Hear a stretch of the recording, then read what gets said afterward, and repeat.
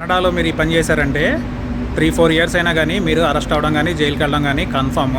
ఒకసారి ఎందుకో చెప్తాను చూడండి ఒకసారి. మొన్న పార్కింగ్ లాట్లో పార్క్ చేసి వెళ్తే నేను ఎవరో మన కార్ని హిట్ చేసేసి వెళ్ళిపోయారు. చూసారా డ్యామేజ్ ఎలా అయిందో. ఇదంతా ఇన్సూరెన్స్ ఎస్టిమేటర్ వచ్చేసి మన కార్ ఫొటోస్ తీసుకుంటున్నాడు క్లెయిమ్ ప్రాసెస్ చేయడం కోసం. ఇదిగో మన ఎస్టిమేటెడ్ సమ్మరీ వచ్చింది. $1,200 ఖర్చు అవుతుంది. చూసారా మరి. మన కార్ని గుద్దినోళ్ళేమో ఇన్ఫర్మేషన్ ఏమీ విండ్షీల్డ్ మీద కూడా పెట్టలేదు. ఇప్పుడు మనం ఏం చేయాలి, అలా వదిలేస్తే కనుక కార్కి రస్ట్ వచ్చేసింది ఎక్కడైతే డ్యామేజ్ అయిందో అలాగా.